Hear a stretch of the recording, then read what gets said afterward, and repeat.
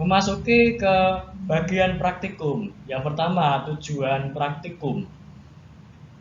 Tujuan yang pertama adalah mengerti dan memahami bahan utama dan bahan adiktif pembantu untuk pembuatan komposit, coating, substrat kayu dan kertas.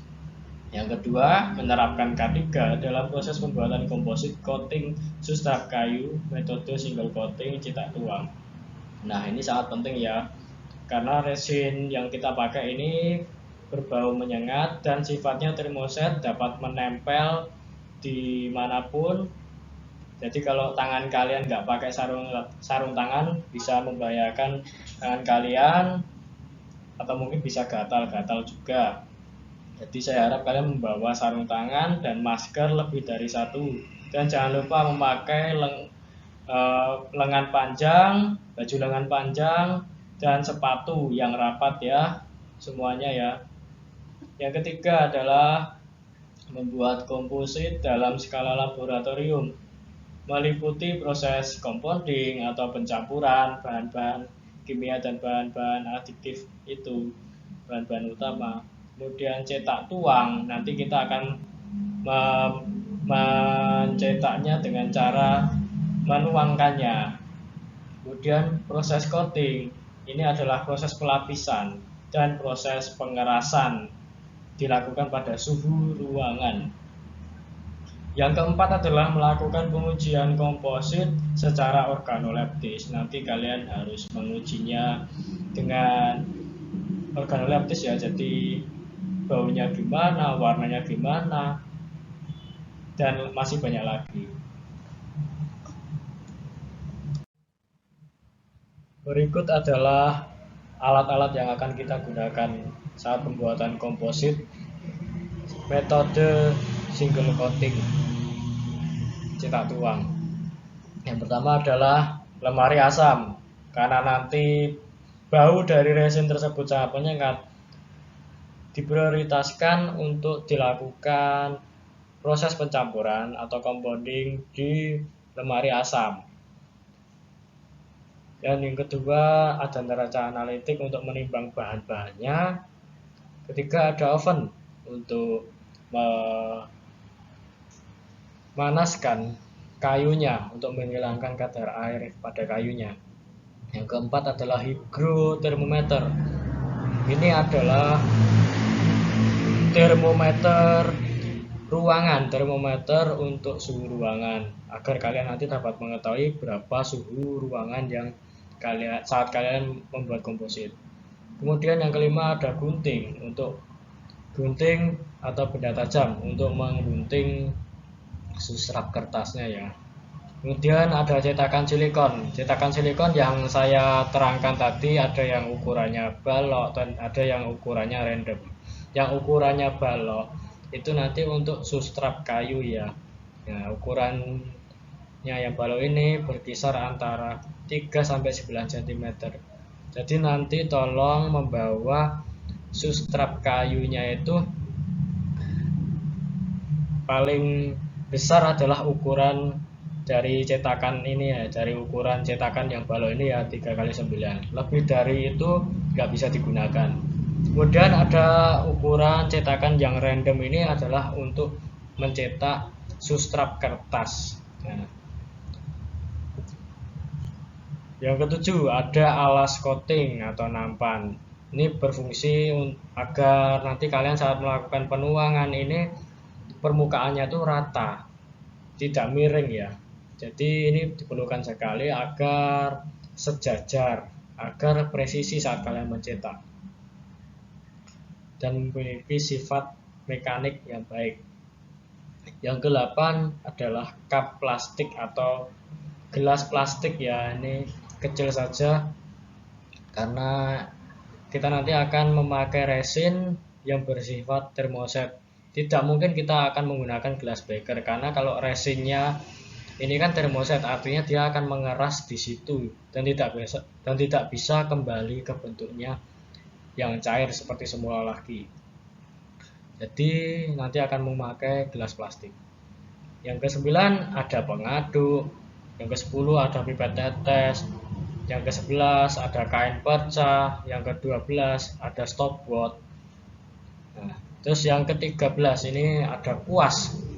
Nanti juga digunakan untuk proses coating dengan cara mempolesnya ya, menguasnya. Jadi resinnya nanti kalian kuas, kayunya nanti kalian kuas pakai resin ya.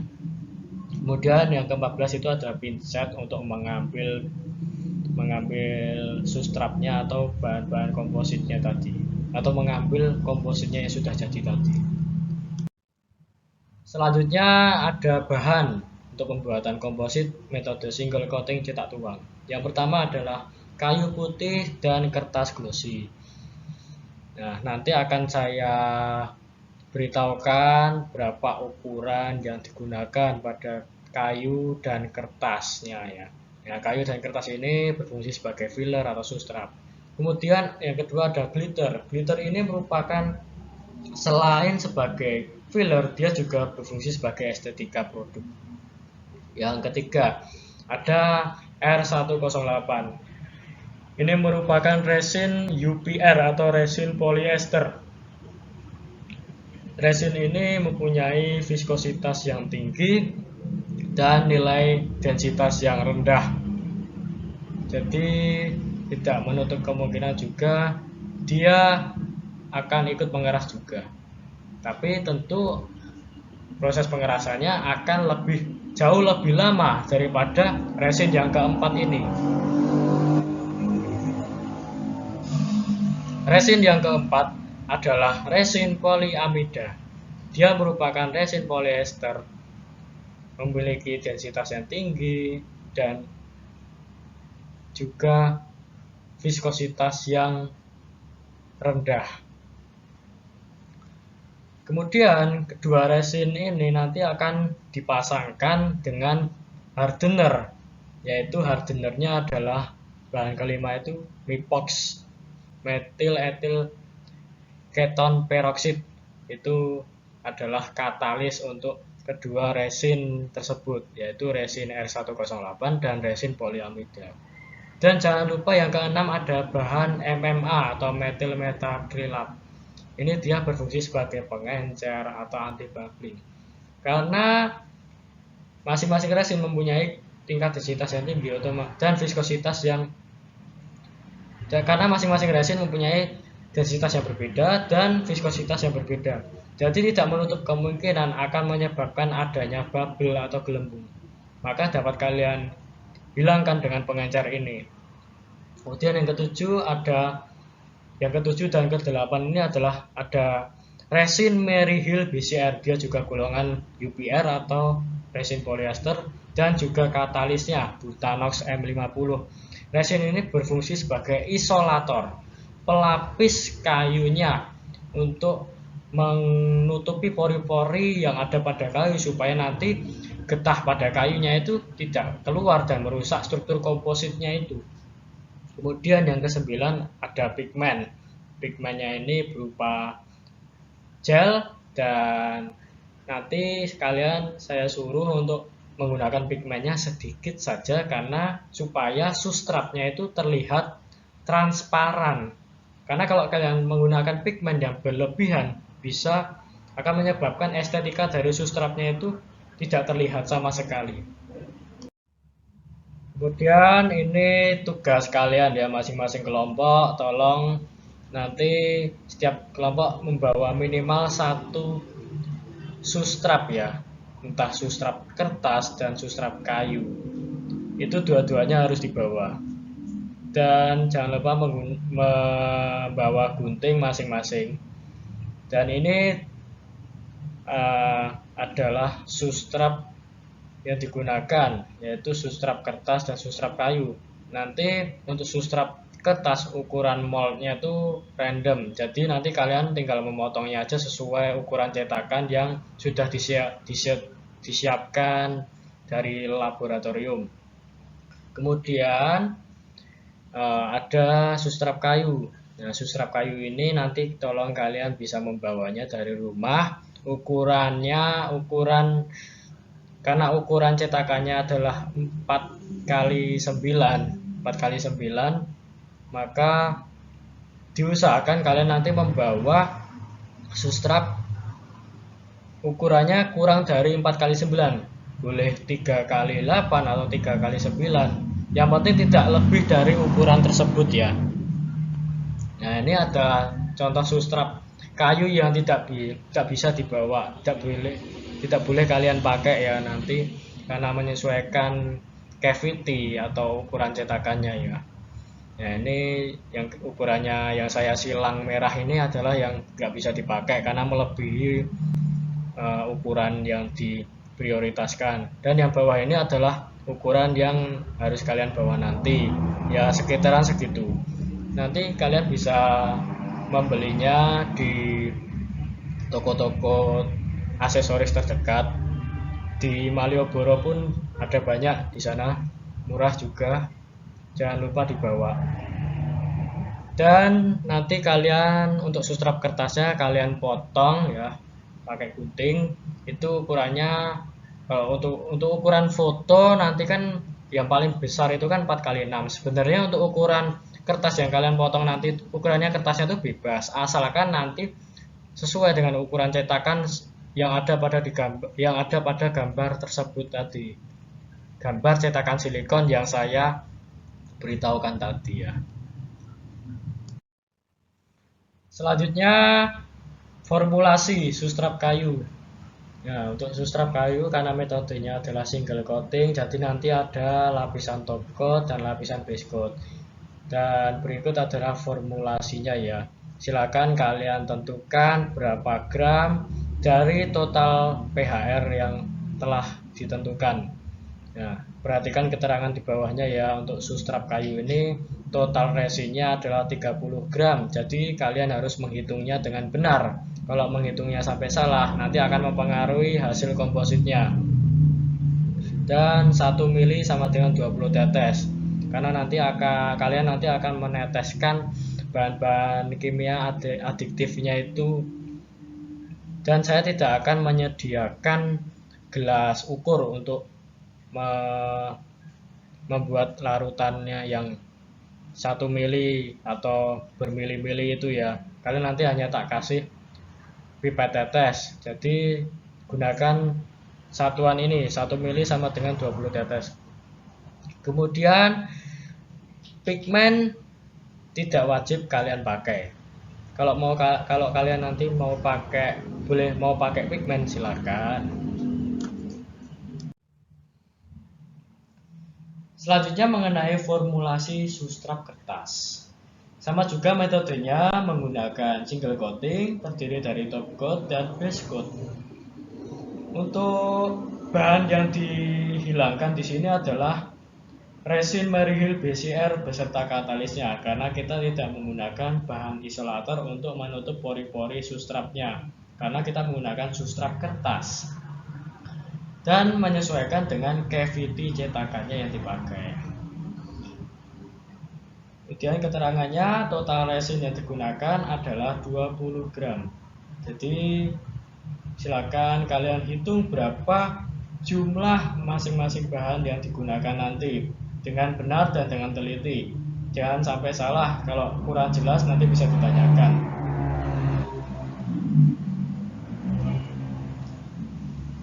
Sama juga 1 mili sama dengan 20 tetes. Saya tidak akan menyediakan gelas ukur, tetapi hanya menyediakan pipet tetes. Nanti soal perhitungannya gimana, caranya biar tahu satuannya berapa, satuannya gimana, itu bisa melalui satuan ini, 1 mili sama dengan 20 tetes. Kemudian untuk penggunaan pigmen tidak wajib ya. Memasuki langkah kerja pembuatan komposit substrat kayu dan kertas. Yang langkah pertama adalah preparasi. Silakan kalian menyiapkan substrat kayu dan substrat kertas. Untuk substrat kayu silakan kalian timbang dulu berat awalnya berapa yang kalian bawa itu substrat kayunya. Kemudian kalian oven dengan suhu 80 derajat dalam waktu 1 menit. Kemudian kalian timbang lagi kayunya yang telah di oven sebagai berat akhirnya.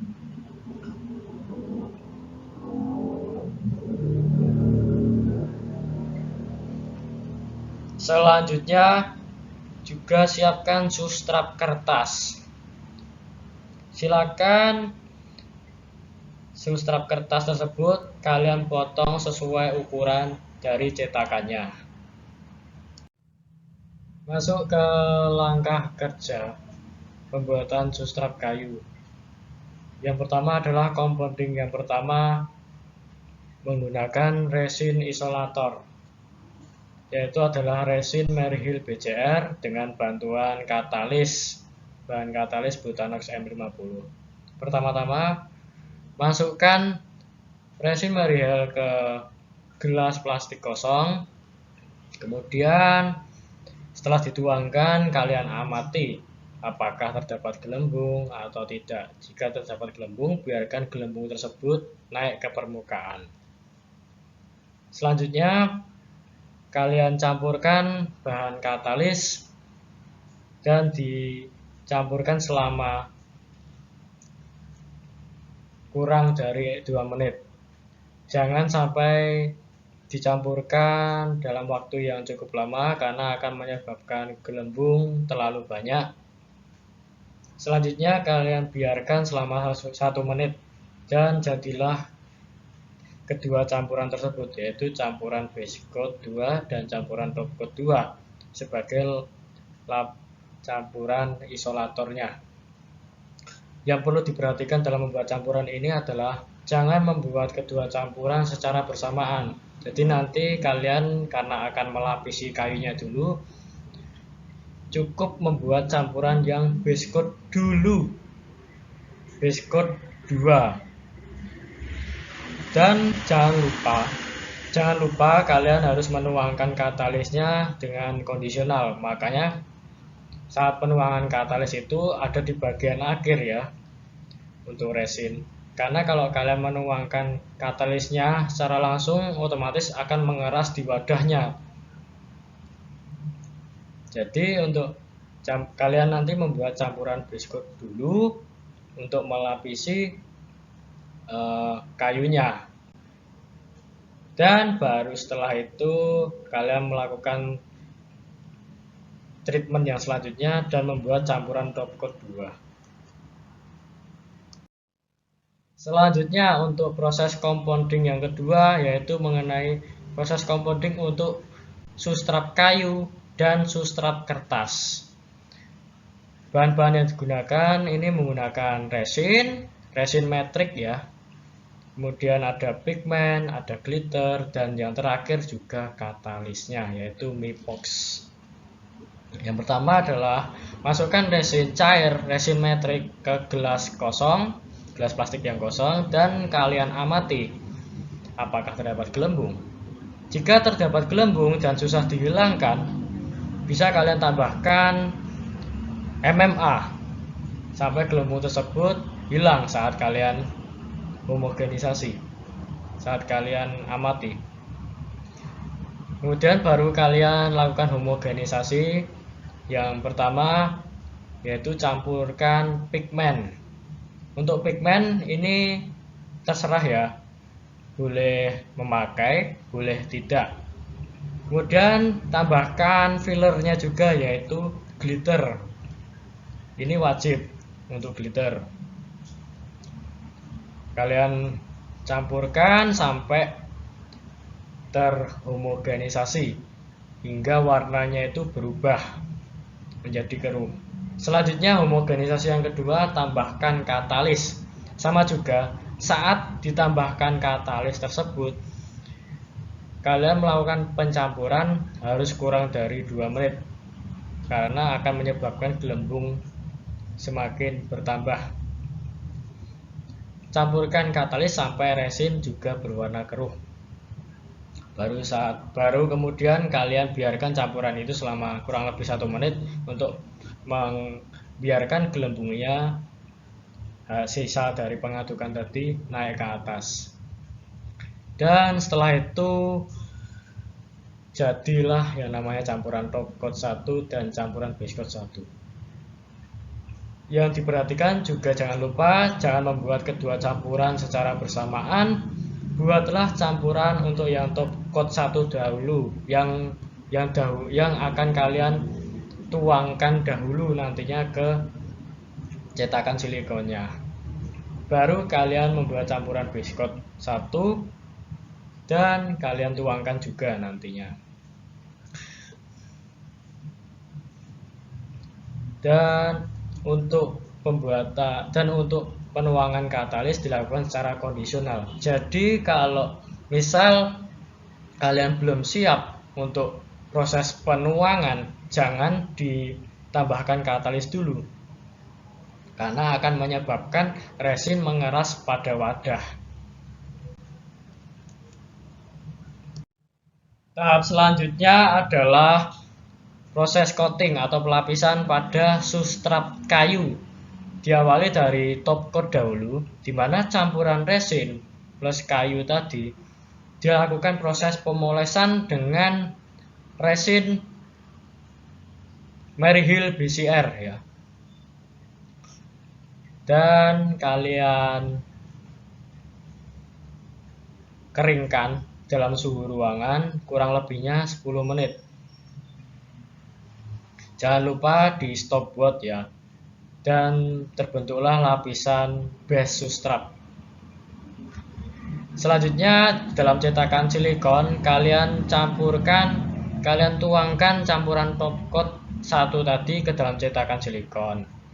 Dan setelah itu baru kalian masukkan base substrat yang sudah kalian poles tadi ke dalam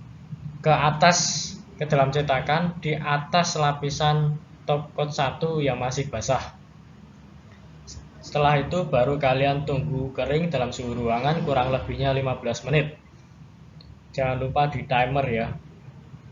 Untuk menunggu proses pengerasan atau pengeringan ini harus kondisional. Bila melebihi ambang waktu atau ambang batas waktu tersebut, kalian nanti bisa mencatat waktu yang diperlukan selama proses pengeringan. Semuanya tergantung dari kondisi suhu dan cuaca. Itu untuk proses top coatnya ya. Setelah proses top coat kering, kalian baru masukkan campuran base coat 1. Base coat 1 tadi ke dalam cetakan silikon dan di atas top coat yang sudah kering. Setelah itu baru kalian lakukan pengeringan dalam suhu ruangan kurang lebihnya 20 menit di stopwatch secara kondisional ya. Baru nanti setelah kalian selesai mengeringkan, kalian bisa menuangkan campuran base coat 2 pada cetakan silikon dan base coat 1 yang telah kering tadi. Campuran base coat 2 ini adalah campuran resin isolator, resin Maryhill BCR-nya tadi ya. Kemudian baru kalian keringkan lagi pada suhu ruang selama kurang lebih 20 menit kondisional. Dan hasil akhirnya berupa cetakan plus komposit. Langkah selanjutnya untuk proses coating atau pelapisan substrat kertas. Yang pertama-tama adalah lapisan top coat dahulu, di mana campuran top coat tadi dituangkan ke dalam cetakan silikon. Lalu di dalam cetakan silikon yang sudah terisi dengan top coat yang masih basah ditimpa dengan glance paper atau kertas glossy-nya tadi sesuai dengan tata letaknya yang presisi ya. Jadi kalian meletakkannya harus presisi.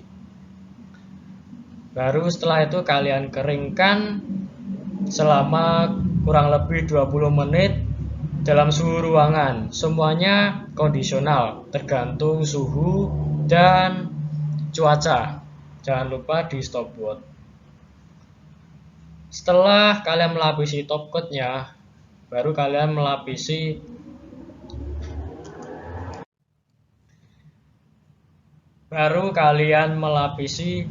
lapisan base coatnya. di mana campuran base coat ini dituang ke dalam cetakan silikon tersebut di atas top coat yang sudah kering. Setelah itu baru kalian keringkan dalam suhu ruang kurang lebih 20 menit secara kondisional. Jangan lupa di stopwatch. Dan setelah kering baru menjadi cetakan plus kompositnya. Langkah kerja selanjutnya pada pembuatan substrat kayu dan kertas ini yaitu adalah pengerasan dan finishing.